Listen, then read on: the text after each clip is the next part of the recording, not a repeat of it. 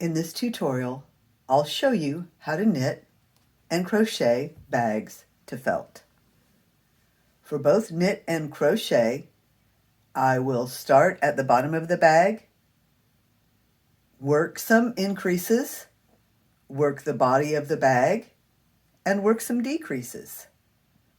I will show how to create a strap or handles and an optional closure flap and buttonhole. For knitting only, I'll show the bind off and how to seam the bottom of the bag. Complete these steps and the bag will be ready to felt. Information about supplies, how to get written patterns, how to contact me, and more information is in the description box below. You can see my supplies here. For knitting, I have some circular knitting needles, size 13 US, and that's 9 millimeters, circular knitting needles, and 2 stitch markers for knitting. For crochet, I have my crochet hook, which is a US size 13 9 millimeter crochet hook, and I have 2 stitch markers for crochet. For both knit and crochet, I'm going to use Patton's Classic Wool Worsted. The crochet will be in a different color. I will use this green for the knit. I have a tapestry needle and some snips. And of course, you might want to get a pen or a pencil and paper if you feel like you want to take some notes. In the description box below, you'll find timestamps you can use to skip to the knit or crochet sections of the video, to go forward to what you want to watch or back to get me to repeat something. Let's get started crocheting this bag to felt. I'm going to zoom in on my crochet hook. This is a size 13 9 millimeter crochet hook, and I'm going to start by showing you the beginning chain. Leave a tail of 6 or 8 inches to begin. So this is my tail yarn and this is my working yarn. I'm going to make a slip knot.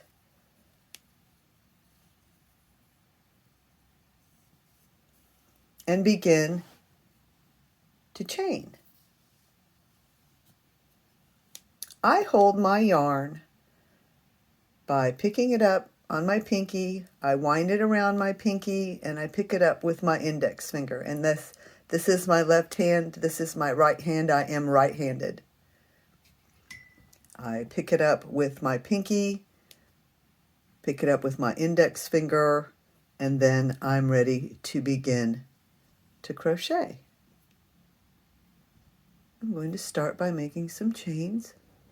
And this is a large crochet hook, so of course it makes some large chains, and as with most crochet projects, you don't want this beginning chain to be too tight, and in this case you don't want it to be too terribly loose either. So try to let the crochet hook itself show you how big to make these chain stitches.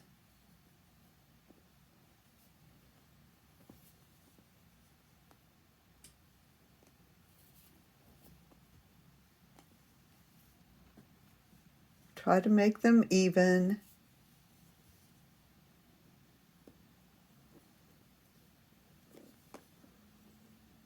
I'm going to start over one more time. Let me show you what I have first.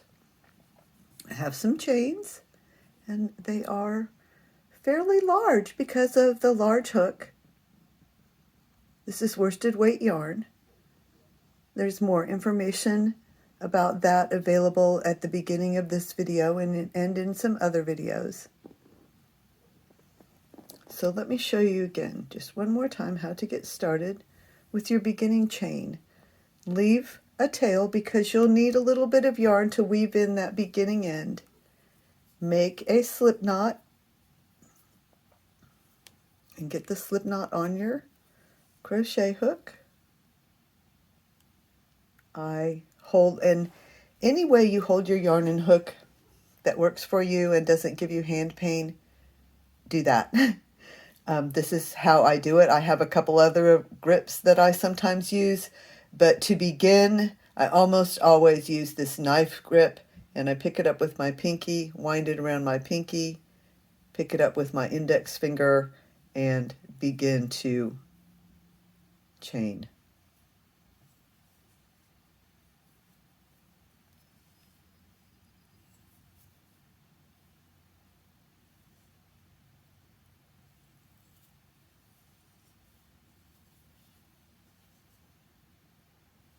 We need to chain a total of 27.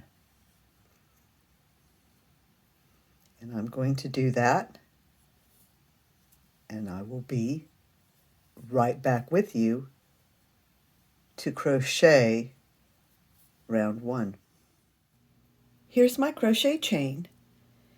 This pattern calls for a chain of 27, and I've probably made about 30, because you can always take these few here at this end out, and in fact, if you allow an extra stitch or two here on this end and take it out once you get started, it creates a little bit more neat beginning right there as well. So I'm beginning with a chain of 27. I'm going to work in the second chain from the hook. This is the stitch on my hook. This is the first stitch. This is the second stitch. So we're going to begin working in the second stitch, the second chain stitch from the hook. And I am going to work in the back bumps of my chain. So I'm going to be working not in this V part on the top, but in this bumpy part on the back. So turn it over where you can see the back of the chain. There's my loop on my hook. There's my first stitch. There's my second stitch, and I am going to begin working in that second stitch from the hook right there. And I'm going to work a single crochet in that back bump.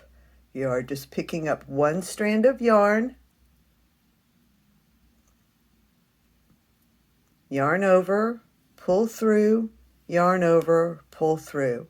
And you've created your first single crochet in that second chain from the hook. Continue across until you have a total of 26 single crochets worked in the back bumps of the beginning chain. If you use a single crochet foundation chain, you can still begin in the same way.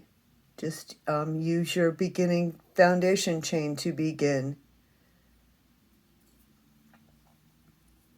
I'll continue here a few more single crochets in this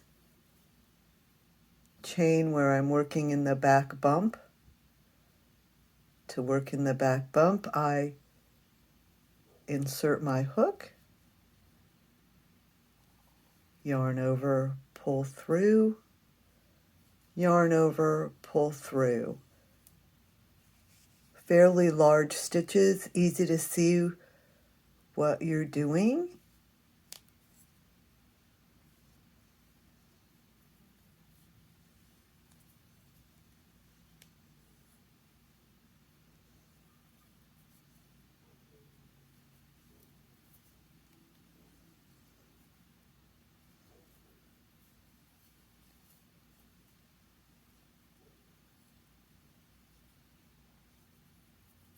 In the back bump of each stitch across until you have 26 single crochets.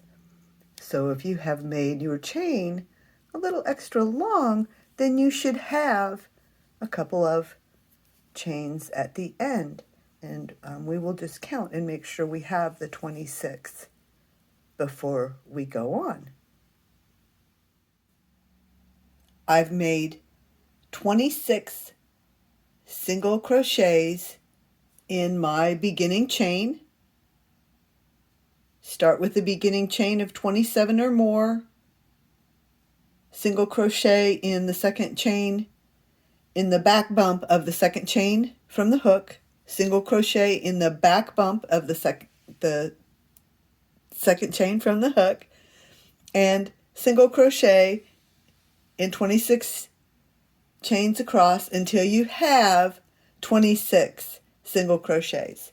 Then turn it and begin working in the top of that beginning chain. So we made a single crochet in the back bump of that last single crochet, and we made a single crochet in the back bump of that last chain, and then we're going to just flip it and make a single crochet. I had a hold of my tail end instead of my working end. You probably saw that, didn't you? So make a single crochet in the front of that same chain where you just made a single crochet in the back bump. So let me try to do that a little bit more gracefully. Here's my 26th single crochet in the back bump. I'm going to create a single crochet in the top of that same chain.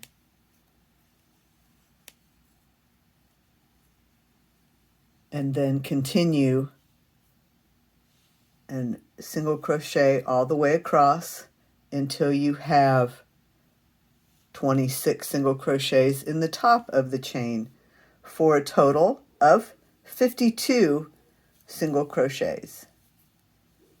Let me just show you that that turning thing one more time. So I'm going to go back to where I've been single crocheting in my chain, and here I am at single crochet number 26. I make a single crochet in that back bump and then just turn and make a single crochet in the top of that stitch.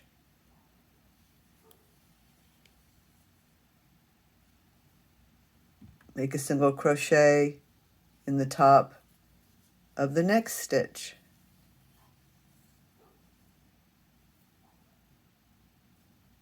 And continue until you've made 26 single crochets in the tops of the chain. And then you will have a total of 52 stitches. 26 plus 26, you will have 52 stitches. So I'm just working along, making my single crochets in the top of the chain. This is what it's looking like, where you have your single crochet in the back bump and your single crochet in the top of the chain.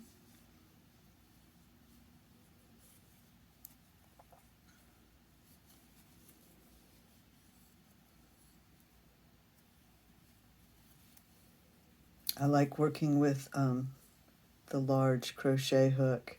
It does eat up the yarn, but I like the large tool. It's easier on my hands, and after years of gripping my yarn and hook far too tightly, I've finally gotten to the point where I have a more reasonable grip, and I don't always hurt my hands. And I do try to take care of my hands. They're the best tools I have. So I'm going to make 26, and then I'll show you what's next. We'll have a total of 52 single crochets, and then we'll begin round 2. This is the end of round 1. We're getting ready to start round 2. We did a chain of 27. We did a single crochet in the back bump of the second chain from the hook and each chain across. We turned and did a single crochet in the front of the chain, 26 across, and now we have a total of 52 single crochets, and we're going to begin to work in the round. First, I'm going to take care of this end that I mentioned, that if you make a few extra chains, you can remove them quite easily. So that removes the fussiness of having to have the exact amount of stitches. Add 2 or 3 when you're sure you have enough, and you can just pick that out and remove those extra chains.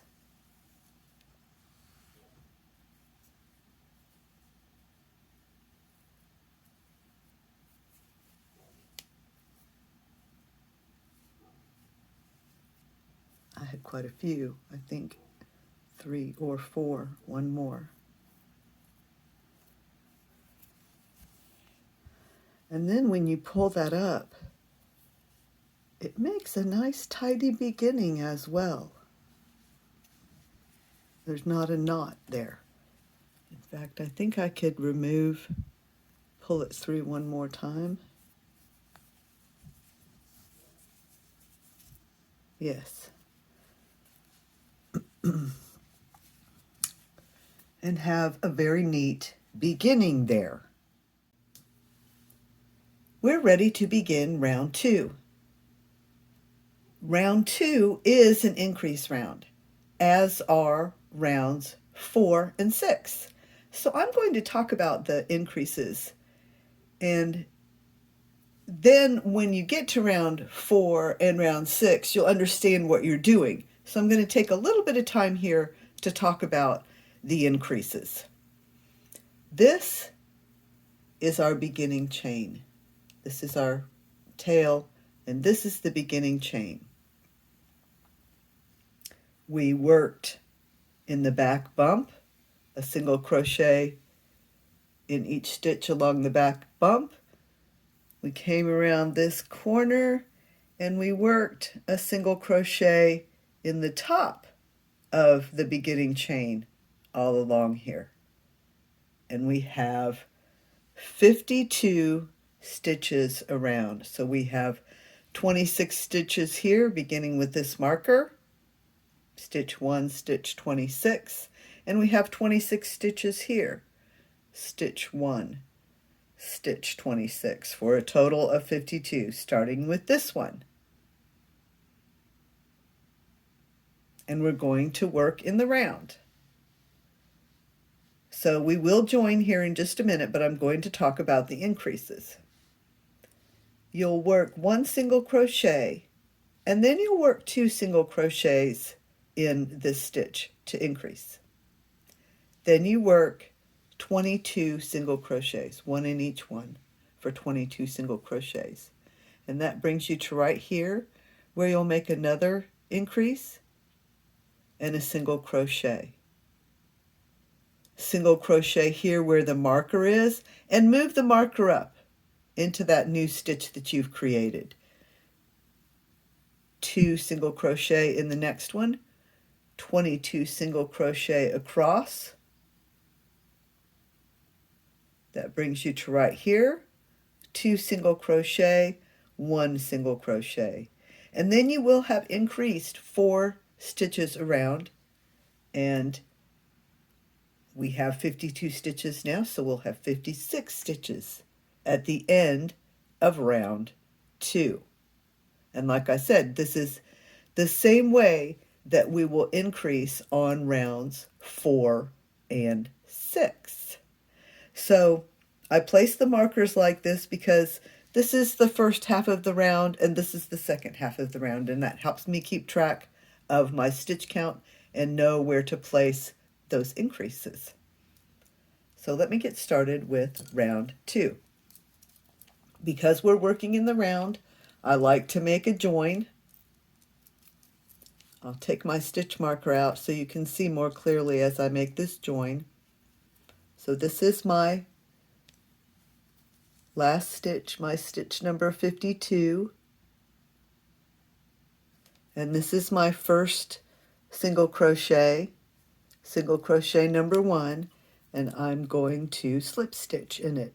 And to do that, you insert your hook, yarn over, and pull through both the single crochet and the loop on your hook. That's your slip stitch. Tighten that. Chain 1. The chain 1 does not count as a stitch here and throughout. It's just to, it's just to get us where we're going, where we need to be.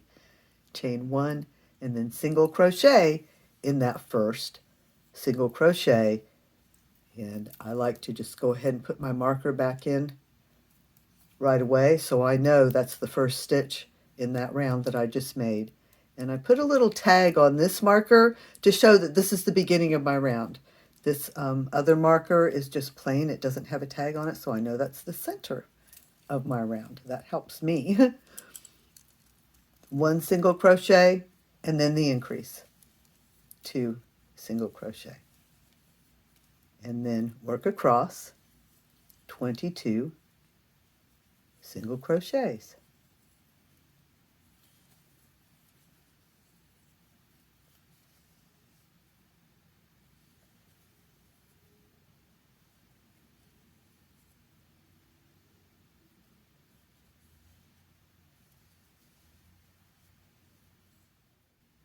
I've worked 22 single crochets. I'm going to increase by working 2 single crochets in this single crochet and then single crochet in the stitch before the marker. This marker marks the beginning of the second half of my round. And I'm going to single crochet in that stitch and put the marker back in there so I know that is the first stitch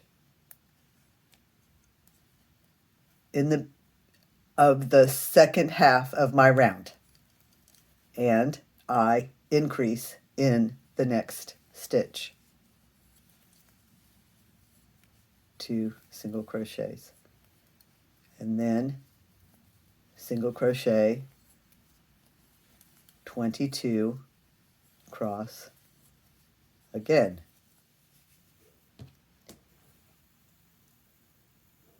I've made 22 single crochets across that second half of round 2. So I've come to a spot where I'm going to make an increase again, 2 single crochets in that single crochet, 1 more single crochet to bring us to the end of round 2. Here's where we started round 2, and here we've ended round 2. So when we started round 2, we had 52 stitches.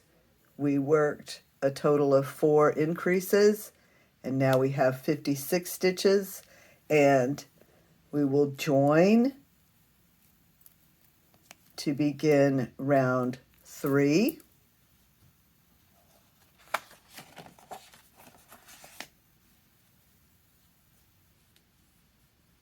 And that join again is a slip stitch in the first single crochet of round 3, a chain, and a single crochet.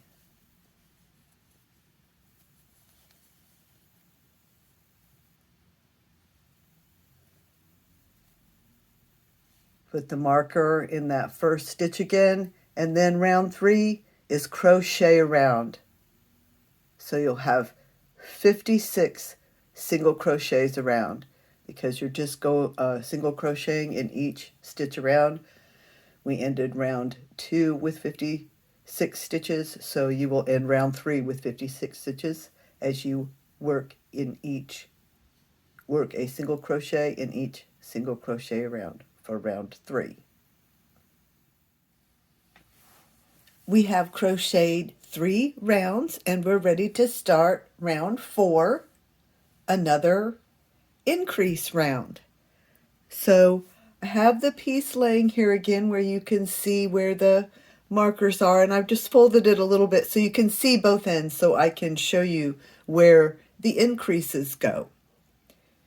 This is the last stitch in round 3, and we will join in this stitch with the marker in it and make a single crochet, increase, work 24 single crochets, which will bring you here, 2 single crochets in there and increase, then 1 single crochet, then 1 single crochet in the stitch with the marker, move the marker up, 2 single crochets, work 24 single crochets all the way around over to here, 2 single crochets, 1 single crochet, and that will complete round 4, and you will have once again increased 4 stitches. So at the beginning of round 4 you have 56 stitches. At the end of round 4 you will have a total of 60 stitches. You will have 30 stitches on the first half around and 30 stitches on the second half around. Then you will work round 5, and round 5 is crochet all the way around, and you will have 60 stitches. And then work the increases for round 6 as we just talked about, the very same way. The only difference is that you, instead of 24 single crochets, you will have 26 and 26. So you will have, on round 6, you will have single crochet, increase, single crochet 26, increase, single crochet and move the marker, increase, 26 single crochet, increase, 1 single crochet, and that will bring you to the end of round 6, and you will then have 64 stitches. And then I will do that work. I will come back at the end of round 6 and we'll talk about what's next. This pink bag is something like this bag we're making. This pink bag has been felted, and the reason I'm showing it to you right now is to explain that the reason we're doing these increases is to create this curve right here. Because if this corner is left sharp, it just doesn't felt very well. It looks better if you have a little curve, a little increase right there. And so then we're going to crochet up the rest of the bag, and when we get near the top, we'll do some decreases. We have crocheted 6 rounds, and we have a total of 60. Is that correct? We have 64 stitches. We have a total of 64 stitches. I knew 60 wasn't right. 60 was round 4, And then we did round 5, and now on round 6 we have 64 stitches. And we're going to continue to work in the round, just single crochet in each stitch around for rounds 7 through 38. When we come to round 39, we'll do those decreases. And I will come back and talk to you about those and work some of those with you so you know what to do. But for now, you get started. Let's get some crochet rounds done. Be sure to do your joins here as you come around each round, and move up your markers so that you always know you have an equal number of stitches between the markers. That will be important when we get to the point where we're going to do those decrease rounds. So I will see you after you have done some crocheting.